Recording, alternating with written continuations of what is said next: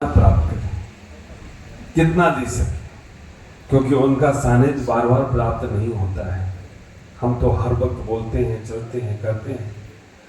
तो चलेंगे आज फिर उस एक यात्रा की ओर जिस यात्रा पर हम निगोद से निकले हैं और निर्वाण तक जाना है।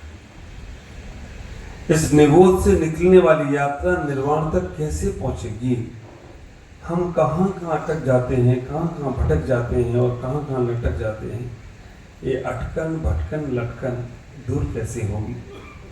हाथ जोड़े मेरे बोलने को तो। ओम नमो अरिहंताणां,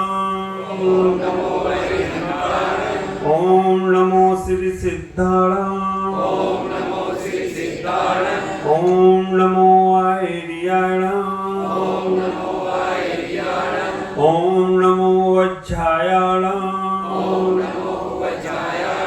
नमो लोये सब साहूणां, नमो लोये सब साहूणां, ऐसो पंच नमो यारो, सव पाव प्रणासना, मंगलालम च सवेसे, परमम होई मंगला, परमम होई मंगला,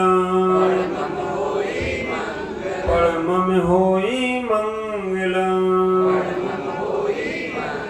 बोलो देवादिदेव आदिनाथ भगवान की जय, भगवान महावीर स्वामी की जय, मूल नायक पारसनाथ भगवान की जय, बाहुबली गोमटेश्वर भगवान की जय, आचार्य शांति सागर जी महाराज की जय, वात्सल रत्नाकर दादा गुरु आचार्य विमल सागर जी महाराज की जय, वात्सल दिवाकर आचार्य भगवान गुरुदेव पुष्पदंत सागर जी महाराज की जय, विश्व धर्म की जय, अहिंसा में परमो धर्म की जय, अहिंसा की प्रेम का 108 प्रमुख सागर जी महाराज की जय, महाराज की जय, करा गुरुदेव का जय, समस्त आचार्य संघ की धर्म श्री परमात्मा। यह मानव जन्म जो हमें मिला है कई जन्मों के पुण्य से मिलता है। और आप विचार करना, ये मानव जन्म मिलने के बाद भी अगर हम अपनी मानवता को ना पहचान पाए, अपने जहनत्व को नहीं पहचान पाए, अपने संस्कारों को सही नहीं कर पाए, बाद में ये मानव जन्म मिलेगा कि नहीं मिलेगा कुछ कह नहीं सकते। जहनत्व के संस्कार हमारे ऐसे होने चाहिए जहां हम बैठ जाएं वहां से लाइन शुरू हो जाना चाहिए। ख्याल करके रखना, जैन धर्म का इतना बड़ा महत्व है। कहते हैं शेरों की सवारी और जैनों की यारी हर किसी को मिलती है। शेर पे सवार होकर कोई चलता हो, उसके अंदर का जो प्रभाव रहता है वो, और जैनों के साथ किसी दोस्ती हो जाए वो। लेकिन इस जैन धर्म के महत्व को हम समझ नहीं पा रहे। हमने इस जैन धर्म के महत्व को समझना नहीं चाहा। पहले का जमाना यह था कि जैन धर्म राजाओं का धर्म था और आज भी राजाओं का धर्म है। आप विचार करके रखना, इतिहास को उठाकर देखें तो हमारे भगवान महावीर स्वामी के बाद कितने राजा हुए जो सब जैन थे। कर्नाटक में जो हमारा मंदिर बना, भगवान बाहुबली स्वामी, राजा का नाम क्या था? चामुंड। आप विचार करके रखना, चामुंड राय जैसे लोग बड़ी बड़ी विशाल मूर्तियां बनाते थे। हासन कभी आप गए हो? हासन में हॉलीवुड जगह है। हम तो पहले सोचते थे हॉलीवुड ये फिल्म वाला हॉलीवुड हो, लेकिन जब वहां पर जाकर देखा तो 108 मंदिर किसने बनाए? जैन के राजा ने बनाए। और आप विचार करके रखना, जैनियों का आज लाल किला देखते हैं, लाल किला के सामने कौन सा मंदिर है? जैनों का मंदिर है। ताजमहल देखते हैं, ताजमहल के सामने कौन सा मंदिर है? ताज मंदिर है, जैनों ने बनाया। मैसूर कर्नाटक जाओ, मैसूर में मैसूर पैलेस के सामने कौन सा मंदिर है? जैन मंदिर। आप विचार करना, इतना गौरव अपना समझना, जितनी सब स्त्रियां हैं जो आश्चर्यकारी हैं, जहां पर हम दर्शन के लिए अन्य समाज के लोग जाते हैं, वहां हमने अपने जैन मंदिरों को बनाकर अपना इतिहास ऊपर से ऊपर पहुंचाया हो तो कोई आश्चर्य की बात नहीं। और जैनों का आदर्श तो इतना हो गया, क्या करो, अगर फ्लाइट में भी आप जाते हो तो वहां पर एक कॉलम आता है जैन फ्रूट, ट्रेन में जाते हो तो जैन फ्रूट, क्योंकि मालूम है कि जैनों का भोजन क्या है। जैनियों को मालूम है जैनों का भोजन क्या है, ख्याल करो। फिर फ्लाइट में जाते हो, वहां लिखा होता है जैन फ्रूट, और आपने कहीं उस पर टिक कर दिया क्योंकि नाम के आगे जैन लिखा, जैन फ्रूट आया, अरे कैसा भोजन रहा है, इसमें आलू नहीं है, इसमें प्याज नहीं है, लेकिन तुम्हारा नाम जैन है इसलिए इसमें आलू और प्याज क्या जरूरत है। ख्याल करना, उन एयरपोर्ट वालों को मालूम है, उन ट्रेन वालों को मालूम है, सारी दुनिया को मालूम है कि जैनों का भोजन क्या है, लेकिन हमारे जैनियों को नहीं मालूम। मैं 32 बार 35 बार जेल में गया। मैंने जेलर से पूछा कि क्या व्यवस्था है, तो उसने कहा साहब महाराज जैनों के हिसाब से व्यवस्था है। मैंने कि समझ में नहीं आया। बड़ी बड़ी जेलों में गया, दिल्ली की तिहाड़ जेल, हैदराबाद की चंचलगुड़ा जेल, बहुत सारी जेलों में, और जेलों में ही सुबह से शाम रहा। मेरी पुस्तक है मेरी जेल यात्रा, जब मैं किसी को देता हूँ कहते महाराज जी आप जेल भी गए थे? हाँ मैंने कहा एक बार नहीं 35 बार गया। एक जेलर को हमने पुस्तक दी, वो कि महाराज हम लोगों से कोई गलती हो गई हो तो आप जेल आए। तुमसे नहीं हो गई है, जिनसे हो गई उन्हें सुधारने आया। मैंने उस जेलर से पूछा तो बोला कि महाराज सब कुछ जैनों के हिसाब से है। मैंने कि समझ में नहीं आया। बोला महाराज यहाँ हम सुबह 8 बजे के पहले नाश्ता नहीं देते, 9 बजे के पहले नाश्ता नहीं देते, और शाम 6 बजे के बाद इन्हें भोजन भी नहीं देते। जैन यही तो करते हैं। उस जेलर ने ऐसा दिल जीत लिया कि शाम 6 बजे के बाद इन्हें भोजन नहीं देते, बैरिक में वापस पहुंचा देते हैं। उनको भी मालूम है कि जैनी 6 बजे के बाद भोजन नहीं करते हैं। आप विचार करके रखना, ये इतिहास है जैनों का, ये गौरव है जैनों का। मैं आपको आपके गौरव से परिचय करा रहा हूं कि जैनों का महत्व कितना है। हमारी सरकार जैनों के नियमों का पालन करती है। सरकारी जॉब पर कितने बजे जाते हो? सरकारी नौकरी किसी की है कितने बजे? 10 बजे।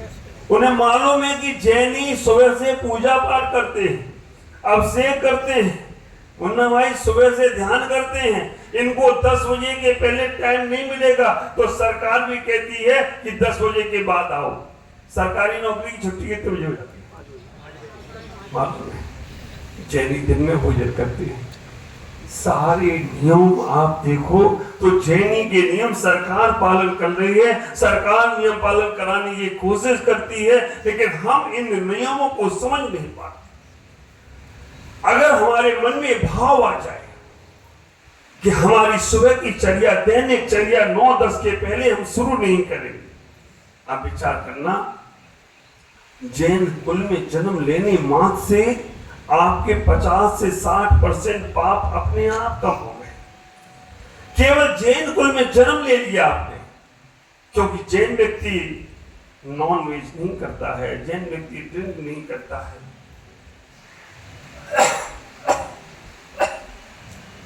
जैन व्यक्ति कभी कोई गलत चीजों का सेवन नहीं करता है। और आप विचार करना, जैन कुल में जन्म लेने मात्र से आपके 50 साल, मैं तो कहूंगा 90% पाप कम हो गए। जैनियों के 3 लक्षण हैं। कितने लक्षण? जैनियों के 3 उपकार, 3 लक्षण हैं, और जैन श्रावक के 3 उपकरण हैं। मालूम है आपको 3 लक्षण? आपके 3 लक्षण कौन से? हम साधुओं के 3 लक्षण हैं, मालूम है आपको? हम साधुओं के 3 उपकरण हैं, मालूम है आपको? कौन कौन से?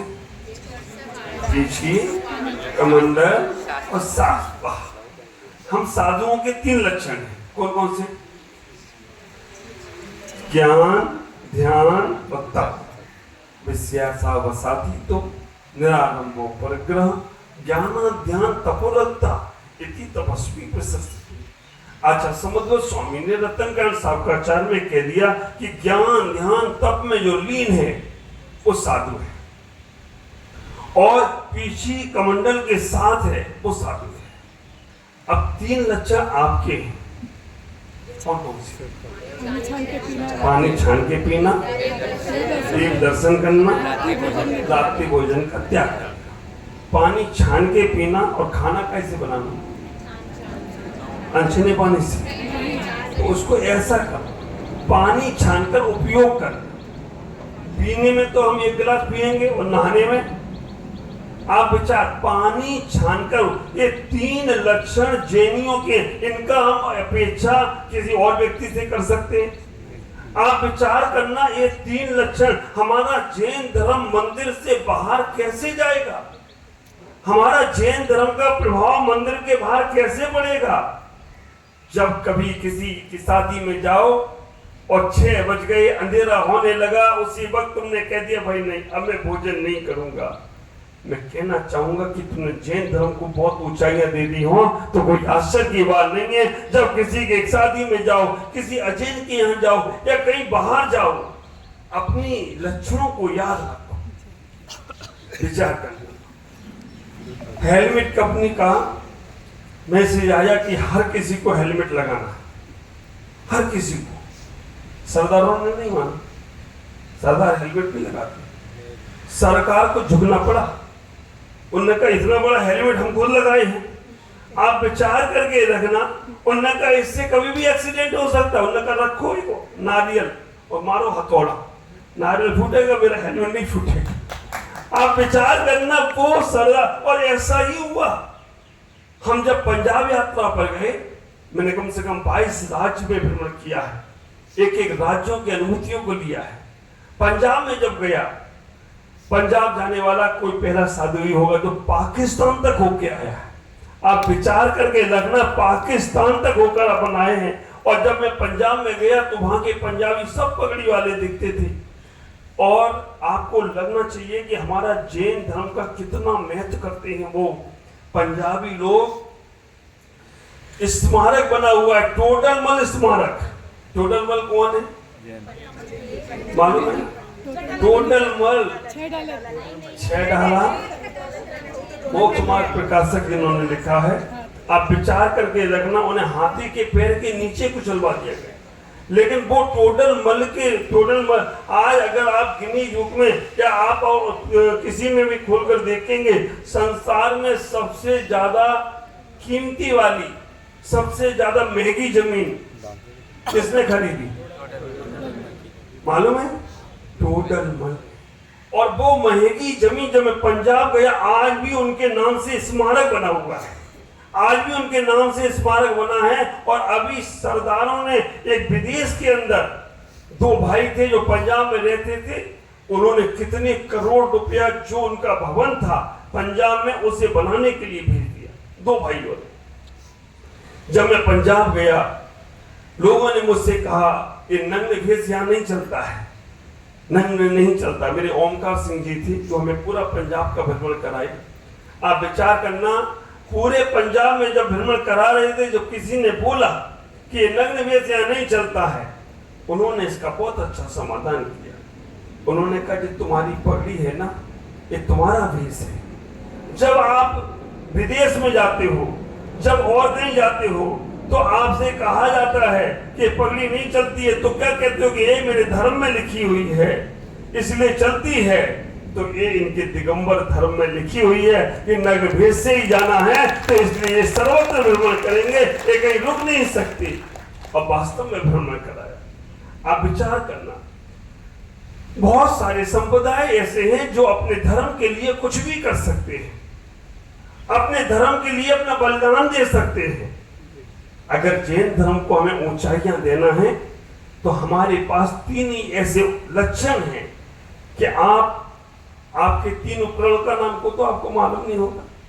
3 उपकरण आपके कौन से हैं मालूम? हमारे पीछी का मंडल और शास्त्र नहीं हमारे पास हो, हम बिना पीछी के निकल जाएं, आप हमें नमस्कार करोगे? आप हमारे पास कमंडल नहीं हो, हम लोटा बोटा बाल्टी बाल्टी लेके निकले तो काय के महाराज, हाँ पीछे नहीं रखते, कमंडल नहीं रखते, शास्त्र जिनवानी ना हो। लेकिन हमारे 3 उपकरण अगर नहीं दिखे तो आपको लगता है महाराज नहीं है, और हम लोग आपको 3 उपकरण आपके हैं और एक भी नहीं दिख रहा है। हम तुम्हें श्रावक माने, हाँ? हम तुम्हें जैन माने, पहले नाम ही नहीं मालूम 3 उपकरणों की। 3 उपकरण तुम्हारे। पहले का जैन श्रावक जब निकलता था, घर से जब निकलता था तो अपने साथ एक लोटा, एक डोरी और एक छन्ना लेके निकलता था। तो सब लोग जो राजस्थान से आए हो ना, आप विचार करके रखना, वहां से लोटा डोरी छन्ना लेके आए थे। खाना मिले शुद्ध ना मिले, लेकिन पानी तो शुद्ध मिलना चाहिए। और आज ये अन्य समाज के लोग बोलते हैं ये बनिया बड़े होशियार, डोरा लोटी छन्ना लेके आए थे, बड़ी बड़ी बिल्डिंगें खड़ी कर, और वास्तव में बनिया होशियार ही होता है, ये भगवान को भी चक्कर में डाल। एक बार भगवान खुश हो गए बनिया से, कहा मांगो क्या वरदान मांगना है। उसने कहा भगवान मैं मांगने के लिए जो भी मांगूंगा परिवार वालों से पूछ के मांगूंगा।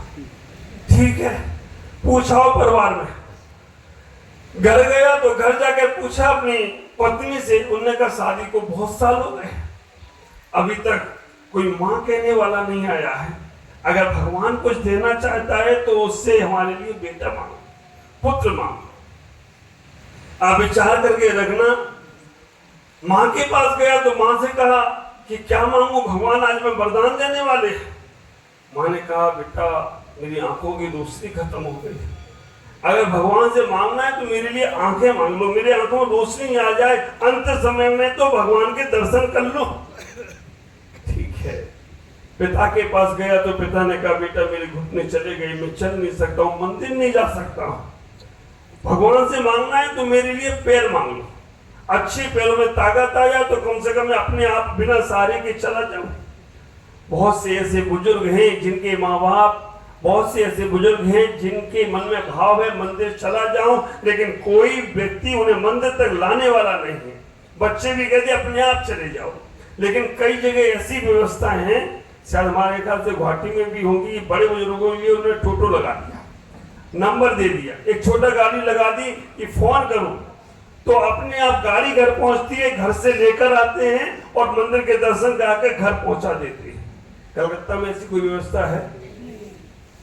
अगर ऑटो लग जाए मंदिर वालों का, कितने पैसे लगेंगे? एक छोटी गाड़ी लग जाए कि कोई फोन कर देगा या वो अपने चले जाएंगे तो दर्शन करा देंगे। मैं कहूंगा बहुत बड़ा पुण्य तुम्हें अपने आप प्राप्त होता चला जाए तो कोई आश्चर्य की बात नहीं है। आखिरी समय में भगवान के दर्शन कराने का सौभाग्य अगर हमें अपनी गाड़ी मिल जाती है तो बहुत अच्छी है, नहीं तो इस प्रकार की व्यवस्थाएं भी समाज करती है, भी धर्म की क्रियाएं। उस पिता ने कहा कि पैरों में ताकत नहीं है बेटा, मुझे दर्शन कराने के लिए भगवान से कहना मेरे पैरों में ताकत आ जाए, इतना कुछ करा था। ठीक है, और उसे खुद भी धन की आवश्यकता थी। भगवान के पास गया, भगवान से कहा कि भगवान मैं पूछ आया हूं, मुझे क्या वरदान मांगना है, मांगू क्या? भगवान ने कहा एक ही वरदान दूंगा, बार बार दूंगा नहीं, एक बार में मांग लो जो मांगना है। वो आदमी तो बड़ा असमंजस में पड़ गया। उसने कहा कि पत्नी को पुत्र चाहिए, मां को आंखें चाहिए, पिता को पैर चाहिए और मुझे धन चाहिए, क्या किया जाए? आखिरकार भगवान ने भी कह दिया एक ही वरदान दूंगा।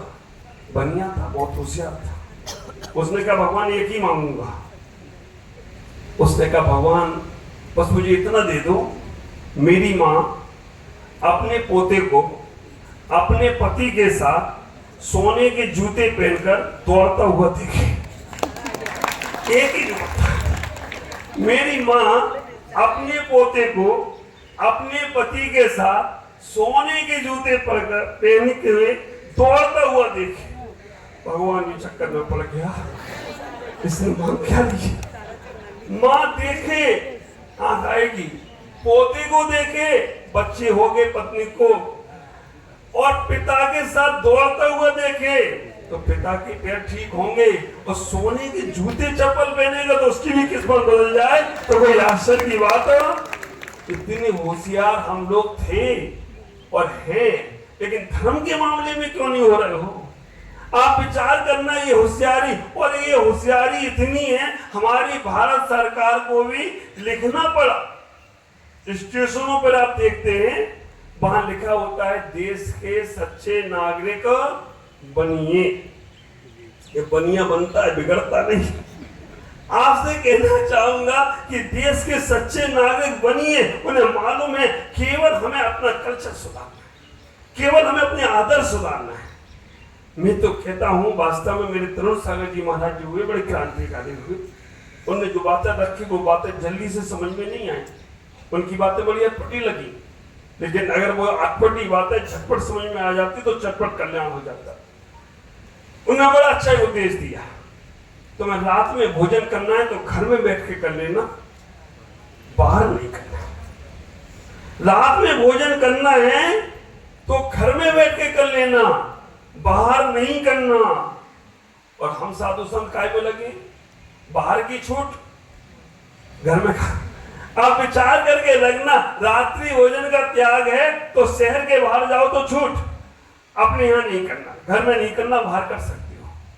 तो आदमी बड़े होशियार है, वो थोड़ा जब उन्हें रात में खाने की इच्छा होती है तो वो अपने शहर से 2 किलोमीटर दूर जाके खा के आ जाते हैं, सारा का सारा मामला गड़बड़ कर देते हैं। मैं आपसे कहना चाहता हूं कि जैन धर्म जो आपको मिला है, इस जैन धर्म को सामूहिकता से व्यक्तिगत में लेकर आओ। आपकी व्यक्तिगत मानसिकता ऐसी होना चाहिए, मुझे अपना कल्याण करना है, दूसरे के कल्याण की मैंने बहुत सोच ली, लेकिन अब हमें अपने नियम बनाना है। हम अपने पास, सबके पास है रुमाल, हैंकी है, अब इतना ज्यादा दिमाग मत लगाना कि बिलछानी कहां डालेंगे, तुम्हारे दिमाग भी बहुत सारे लगते हैं ना। आप विचार करके रखना, अगर बाहर कहीं जा रहे हो, लेकिन गड़बड़ तो मामला बहुत सारे हैं। चर्चाएं करूंगा बीच में भी, आज इतना ही कहूंगा कि तुम्हें 3 चीजें याद होना चाहिए। हमारे पास 3 ही लक्षण है। पानी छानकर उपयोग में कर लाना है, पानी छानकर पीना बदल दो, पानी छानकर उपयोग में लाना, नहीं तो पीने में तो 1 गिलास और नहाने में तो बम बारी हो रही है। हाँ? नहाकर पानी छानकर नहाने का प्रयास करोगे ना, तो वो तुम्हारा वो है ना, सावर क्या है बोलते हैं उसको, उसमें छन्ना नहीं लगेगा, और लगेगा तो वो पानी में आएगा नहीं, बम्पर वाला। करेंगे 4 महीने में मैं बातें तो करूंगा, चर्चाएं तो करूंगा, चर्या तुम्हें करना पड़ेगी। सूर्य आसमान में आता है, प्रकाश देता है, दरवाजे और खिड़की खोलोगे तो प्रकाश मिलेगा, और बंद रखोगे तो वो आकर चला जाएगा। इसलिए 4 महीने के अंदर हमारी चर्याएं हमें मालूम, जैन कुल जो तुम्हें पूरा का पूरा निर्वाण की यात्रा करा सकता है। निकोध से निकले हो, निर्वाण तक जाना है, और एक ही प्लेटफॉर्म है। देव बनोगे तो मोक्ष नहीं मिलेगा, और कोई पर्याय पाओगे तो मोक्ष नहीं मिलेगा। ये मनुष्य पर्याय से ही मोक्ष जाना है। हमें ये पता चल जाना चाहिए हम कहां पर हम भटक रहे हैं, लटक रहे हैं, अटक रहे हैं। ये भटकन से, लटकन से, अटकन से बचना है तो हमें मालूम होना चाहिए जैन कुल में जन्म लिया है, पानी छान कर उपयोग में लेना है। रात्रि में हमें भोजन नहीं करना है ना? अनाज का त्याग, माता जी बोली थी ना कल, अनाज के बाद अन्न का त्याग। अन्न खा जाओ, 2 रुपए का माल छोड़ो, 200 का चक्कर जाओ। 2 रुपए की रोटी पराठे नहीं खाओगे, लेकिन 200 रुपए की दूध मलाई रबड़ी खाए, और इतना गरिष्ठ कि रात भर करवटें बदलते रहोगे। इसलिए ख्याल करो, बहुत सारी बातें हैं। अब इतना ही करें कि और भी बोले? हाँ, चल जाओगे तो नहीं? पक्का है? बोलू 20 मिनट बोलता हूं, है ना?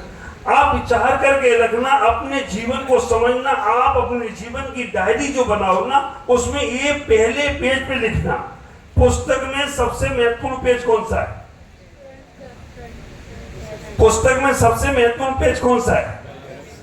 आप विचार करना, पूरी पुस्तक में सबसे पहला पेज इंडेक्स, विषय अनुक्रोना, वो सबसे पहला पेज ही महत्वपूर्ण है। और तुम्हारे जीवन का सबसे महत्वपूर्ण पेज वही है कि तुम्हारे जीवन की शैली क्या है। अपने जीवन को शैली क्या है। अगर पहला पेज हमें समझ में आता है तो पूरी पुस्तक में हमें पन्ने पलटने नहीं पड़ते हैं, हमारे एक बार में पन्ने साथ में आ जाते हैं। तो आप अपने जीवन को समझना, पहले 3 लक्षण, केवल तुम जैन हो और जैन होने का महत्व, जैन कुल में जन्म लेने का सौभाग्य मिला है, समझना कि तुम्हें मोक्ष मिलने वाला है। जैन शब्द में, जैन धर्म में 2 शब्द बहुत महत्वपूर्ण हैं जो कहीं नहीं मिलते हैं, एक क्षमा और मोक्ष। क्षमा और मोक्ष, सॉरी मिल जाएगा, क्षमा बहुत कम मिलता है। और क्षमा और मोक्ष का दोनों का तालमेल कितना अच्छा है। क्षमा में कितने अक्षर है, कौन कौन से, छा और मां।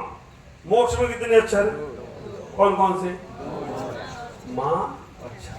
बस इतना ही करना है। जैसे ही तुमने क्षमा धारण करी तो छा उठ के इधर आ जाएगा, क्षमा ही तुम्हें मोक्ष ले जाए तो कोई आश्चर्य की बात हो। आप विचार करना, जैसे ही क्षमा को धारण करोगे, क्षमा धारण करने वाला कमजोर होता है या ताकतवर होता है। कमजोर व्यक्ति क्षमा करता है या ताकतवर, आप कमजोर हो या ताकतवर, फिर गुस्सा क्यों करते हो। गुस्सा करना कमजोर की निशानी है। हाथ पैर में दम नहीं, हम किसी से कम नहीं। आप विचार करना, अगर आप, और आप लिखते भी हो, क्षमा वीरस्य भूषण, जिस वक्त क्षमा की संस्कृति आपके पास आई, समझ के रखना मोक्ष की संस्कृति तुम्हें मिलने वाली है। 2 शब्द हैं जैन धर्म के, बहुत अच्छे शब्द हैं, इनके रहस्य को समझो। जिन, जिन माने किसे कहते हैं, जिन्हें। जिन और निज, जिन में कितने अक्षर हैं, कौन कौन से, जा और ना। निज में कितने अक्षर हैं, कौन कौन से, ना और जा। जैसे ही तुम निज में जाना शुरू करोगे, वैसे ही तुम्हारे अंदर जिनत की भावना बन जाए, जिनत को तुम प्राप्त हो तो कोई आश्चर्य की बात। निज को देखने का प्रयास करो। और हमें मालूम है आप अपने कारण से दुखी नहीं हैं, पड़ोसी के कारण से दुखी। जब तक दूसरों पे दृष्टि रहेगी तब तक तुम्हें सुखी कोई नहीं कर पाएगा। अच्छा, सुख में कितने अक्षर है, खुश में कितने अक्षर है, मालूम? सुख में कितने अक्षर है, 2। खुश में कितने अक्षर है, सुख में कौन कौन से अक्षर है, खुश में कौन से अक्षर है, अलग नहीं है। जैसे ही तुम खुश होने शुरू करोगे, वैसे ही सुख तुम्हारे पास आने लगे तो कोई आश्चर्य की बात है। खुश होना तो शुरू करो। मियाँ जी रोते क्यों, उनकी सूरतें ही हो। जैन धर्म ऐसा धर्म है जिसके अक्षर, जिसके शब्दों का अगर पालन किया जाए तो अपने आप भाव निर्मल हो जाते हैं। जियो और जीने दो। आप विचार करना, जियो और जीने दो। केवल जियो शब्द को अंबानी ने लिया, आज हाईफाई हो गया। एक अक्षर लिया जैन धर्म का, केवल जियो लिया तो आज कहां से कहां तक पहुंच गया हो अंबानी, तो कोई आश्चर्य की बात। आप लोग वर्षों से नमो कार्बन पढ़ रहे, एक अक्षर लिया मोदी जी ने, क्या लिया, नमो नमो करके वो चाय वाला प्रधानमंत्री बन जाता है। और तुम नमोकार पढ़ते हुए अरिहंत नहीं बन पाओ तो कैसे काम चलेगा। नमो अरिहंत हम बोल रहे हो, लेकिन महत्व को समझना। बाहुबली के दर्शन करते करते थक गए हो गए, लेकिन कुछ नहीं हुआ। और फिल्म इंडस्ट्री ने बाहुबली पिक्चर बनाई तो हजारों करोड़ कमा लिए हो, तो कोई आश्चर्य की बात नहीं है। जैनों की ताकत देखो। मैं कहना चाहता हूं कि जैन धर्म जैसा कोई धर्म नहीं है और दोबारा मिलने वाला नहीं है। इसलिए इस जन्म में केवल जैनत्व के जो तुम्हें लक्षण बताए गए हैं, उपकरण बताए गए हैं, आप विचार करना। जैन धर्म द्रव्य हिंसा की बात नहीं करता, भाव हिंसा की बात करता है। और आप विचार करो, अगर आपके मन में कहीं कोई गलत विचार आया, सामने वाले को पता भी नहीं चलेगा, कदम बंद तुम्हें हो जाएगा। अगर आपके मन में अच्छे विचार आ रहे हैं तो आप विचार करके रखना, सामने वाले का अच्छा हो या ना हो, तुम्हारा अच्छा जरूर होने वाला है। हम जैन समाज को, जैन धर्म को बहुत ऊंचाइयां देना चाहते हैं। हम चाहते हैं कि जो हमारी राजाओं की, तीर्थंकरों की, भगवंतों की सत्ताएं हुई हैं वो सब हमें प्राप्त हों। उसके लिए हमें अपने आचरण को व्यवस्थित बनाना है। आज हमारी जैनों में जितना दिखावा आ गया ना, भोजन जितना नहीं करते उससे ज्यादा तुम फेंक देते हो। आज जितना तुम्हारा भोजन खाली बचता है उससे कई लोगों के पेट भर सकते हैं, लेकिन हमारे अंदर दिखावा, हम सामूहिकता के कारण से गड़बड़ करते हैं। हम व्यक्तिगत समझे, हमें अपना धर्म, हम दूसरों के कारण से अपने आप को खराब करने का प्रयास ना करें। हमें इतना ही सोचना है, हम इस जैन कुल को अपने बहुत अच्छे से अच्छा बनाएं, अपना मन अच्छा बनाने का प्रयास करें, हमारी क्रियाओं को अच्छा बनाने का प्रयास करें। निकोध से निर्वाण की यात्रा पर जाना है तो हमें इस जैनत्व को समझना पड़ेगा। और जैन धर्म को आप विचार करना, ये पेड़ पौधों ने समझा है, जैन धर्म को पशु पक्षियों ने समझा है, जैन धर्म को सभी लोग समझते हैं। पशु पक्षी भी रात्रि में भोजन नहीं करते हैं, आप विचार करना। पशु पक्षी भी रात्रि में भोजन नहीं करते हैं, वो भी शाम होते होते अपने घोंसले में पहुंच जाते हैं। पद्म पुराण में बहुत अच्छा एक प्रसंग आया, जब भगवान राम वनवास की ओर जा रहे थे, वनवास की ओर जाने लगे, सीता उनके साथ थी, लक्ष्मण भी उनके साथ थे। रास्ते में एक जंगल में रुके, एक स्त्री के रोने की आवाज आई। आप विचार करना, जब स्त्री के रोने की आवाज आई, उन्होंने जाकर पूछा तुम कौन हो। लक्ष्मण ने जाके पूछा कि आप कौन हैं। उन्होंने कहा मेरा नाम बनमाला है, मैं फलाने फलाने राज की राजकुमारी हूं और मैं अब मरना चाहती हूं। पूछा क्यों आप प्राण छोड़ना चाहती हो?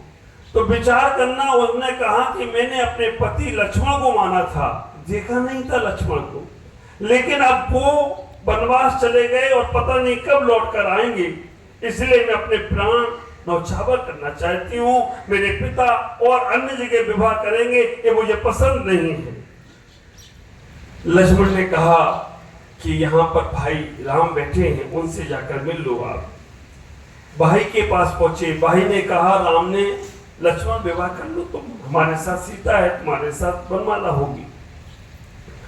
लक्ष्मण ने बड़ी प्यारी बात बोली। लक्ष्मण ने कहा कि भाई मैं यहाँ आपकी सेवा के लिए आया हूँ, इसको लेके जाऊंगा तो इसकी सेवा करना पड़ेगा, मैं अभी विवाह नहीं करूंगा। अब ख्याल करना, राम ने कहा कि लौटकर जब आएंगे तब तुमको हम जरूर विवाह करेंगे, हम ऐसा वचन देते हैं। बनमाला ने कहा कि मैं तुम्हारा वचन क्यों, वचन पे विश्वास कैसे करूं? तब ये बात बहुत सुंदर पद्म पुराण में आई। तब उन्होंने कहा कि अगर मैं लौटकर तुमसे विवाह न करूं तो मुझे उतना ही पाप लगे जितना रात्रि में भोजन करने वाले को पाप लगता है। बाप रे! पूछा बनमाला ने, रात्रि में भोजन करने वाले को पाप कितना लगता है, क्या लगता है? श्लोक उसके अंदर आया है। उस श्लोक में कहा गया कि रात्रि में भोजन करने वाले को उतना पाप लगता है जितना पाप से कौवा बनता है, चमगादड़ बनता है, उल्लू बनता है, गीदड़ बनता है। रात्रि में जो निशा भोजन करने वाले पशु हैं उनकी पर्यायों में जाना पड़ता है। अब विचार करना, जैन कुल में जन्म लेने के बाद भी अगर आपके अंदर ऐसा भाव है, नहीं छूटता है, तो आप उन पर्यायों में जाने की व्यवस्था बना रहे हो, आप उन पर्यायों में जाने के लिए प्रयास कर रहे हो। मैं कहूंगा अगर जीवन पर, और ऐसा कहा गया है, एक व्यक्ति अगर एक दिन रात्रि भोजन नहीं करता है तो उसे आधे दिन के उपवास का फल प्राप्त होता है। अगर 1 महीने आपने रात्रि भोजन का त्याग किया, 15 दिन के उपवास का फल प्राप्त होता है। 6 महीने का त्याग किया तो 3 महीने का उपवास, और 1 साल का त्याग किया तो 6 महीने का, और जीवन पर्यंत के लिए छोड़ दिया तो आधा जीवन तुम्हारा उपवास में व्यतीत होता हो तो कोई आश्चर्य की बात नहीं है। आप ख्याल करना, आपने जैसे ही छोड़ा आपका पुण्य बढ़ने लगता है। जैन फ्रूट की कहावत, जैन फ्रूट का प्रभाव, अभी अहमदाबाद में फ्लाइट क्रैश हुई, उसमें ऐसा मुझे बताया लोगों ने, उसमें बहुत सारे लोग बच गए। क्यों बचे?